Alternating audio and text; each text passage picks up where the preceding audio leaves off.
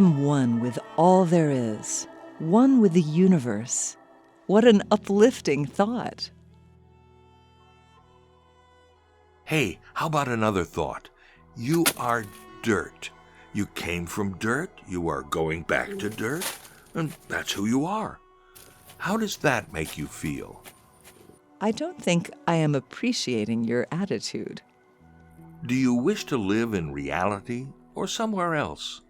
Since Plato, we have struggled to understand ourselves as a material body or an immaterial something or other. I am very comfortable with dirt. I, too, find myself attempting to articulate to myself, am I my body, or am I not my body? If it is not one or the other, if the universe is not somehow divided between unity and separation, between wholeness and brokenness, between the physical and the non-physical, between the material and the immaterial, where do I discover my deepest identity? How do I connect with and live in the tension of my authentic, essential reality? There is no unity. I get in trouble mentally, sentimentally, romantically, when I go around looking for unity out there and attempt to make that external confirmation the foundation for my life. There is no unity. Once upon a time, the reality of reality was unity. But then the Big Bang or something like it happened, and that unity became hidden. It was obscured with stuff comprised of matter and things and boundary and separations, content. Content and separation were everywhere. And that which binds all things together was hidden, invisible. Unity was now hidden by the big distraction, creation. The uncreated was masked by the created. The infinite was masked by the finite. The invisible was masked by visible stuff, content. The ability of consciousness to be nurtured and healed by hidden wholeness was now sidelined by the more seductive distraction of stuff and tantalizing activity. The ultimate mystery could not easily compete for the attention of human beings. This dilemma continues today as we search to recover our center in all the wrong places. We are distracted and entertained to death by content. Now, when I was a young person, I worked as a volunteer in a village in Jamaica. I was housed by a local family. If you've ever been to the Caribbean, you may have seen one of these monstrous Caribbean cockroaches. They're big. Now, sometimes at night, I would go to the kitchen for a glass of water, and when I turned on the lights, thousands of these slithering cockroaches would scatter in every direction. In the darkness, I could not see them on every single surface of the kitchen and across the floor. But when the lights went on, cockroaches everywhere. The creation is like that. The Big Bang brought separation into being. This is the truth of boundaries and separation, the truth of where we actually live. Any authentic living, any depth connection you and I will ever experience must be found in the context of this reality, the reality of boundaries and separation. Meditation practices can help us get in touch with our experience of this stillness. Perhaps it is frightening at first to enter the place of stillness, and within that stillness, watch all the activity taking place, including the activity of our own minds. Our minds are always busy. Our minds are an aspect of our biological being which is always in motion. Our life processes, including our minds, never stop. Yet, if we pay a close attention to our minds, to our bodies, to all our inner being, we can also discern that all this motion is taking place within something deeper, the infinite stillness. We can access this stillness as an actual experience. Finding this stillness in which all motions move is finding God. It's within this still point that we find the trust, the love, and the freedom from which truly creative living can emerge. God is also spoken of as the infinite void, out of which all finite things come, and into which all finite things return.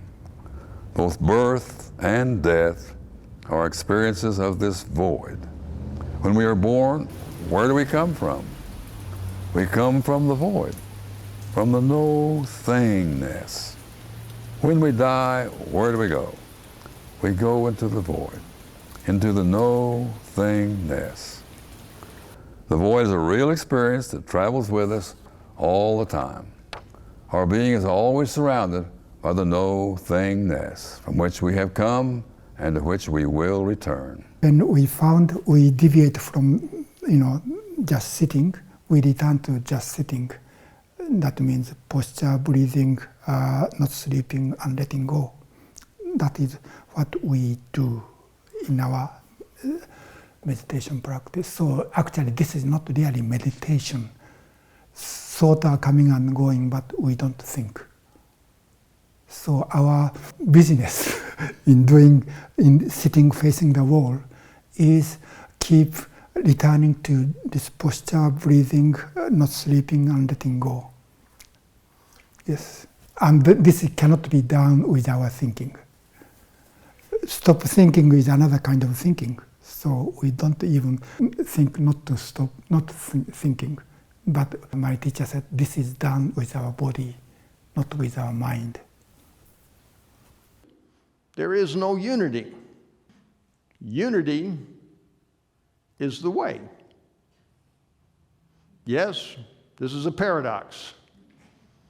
Reality is relational. This is the deep truth of our existence, understood and practiced too little. Grasping the relational nature of existence is the only path into depth and authenticity. The hidden wholeness is accessed through relational practice. There is no path to happiness. Happiness is the path. There is no path to peace. Peace is the path. There is no path to love. Love is the path. And we can add, there is no path to unity. Unity is the path. At a deep level, at a radical level, this path is not an institutional path. It is not an intellectual path. It's not a set of principles or doctrines or beliefs. It's not a moral code. Nor is it a nice group of people who all think and feel and act alike. Certainly we can appreciate all these surface manifestations, but at a deeper level, we are connecting with something more radical.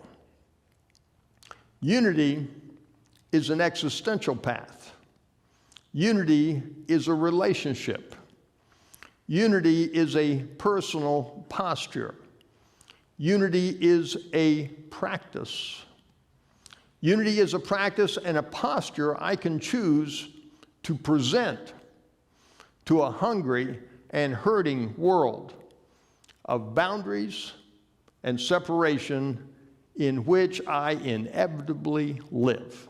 It is this practice and posture that alone can heal at a deep level, that alone can satisfy an infinite hunger. This presence has never been more needed. I must live it, and when I live it, I know it. But if I only know it and don't live it, I don't know it. Unity is not something in my head. Unity is something in my heart and is manifest in my actions. Unity is the way. This is the path of the contemplative. This is the practice of contemplation, the method by which human beings personally encounter and connect with the hidden ultimate reality. This is the path of the mystics. After the Big Bang, there were cockroaches. I am a cockroach, but I don't need to be just a cockroach, eating, reproducing, and responding to stimuli. I'm something deeper. I am a relational being. Let me affirm and practice that. I am a relational being living in a relational universe, having a cockroach experience. Let me say that again. This is the whole message. I am a relational being living in a relational universe, having a cockroach experience. My true nature is stillness, the source from which I come. The deep listening of pure contemplation is the path to stillness. All words disappear into it, and all creation awakens to the delight of just being.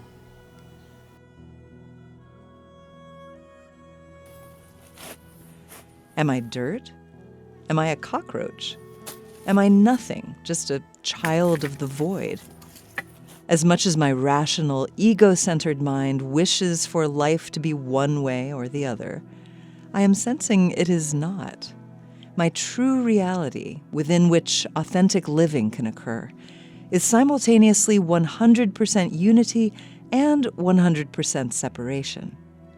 I am a mystery of paradox, seeking to be the mystery of paradox I am. The journey continues as I practice living authentically in the tension of interplay. Are you coming?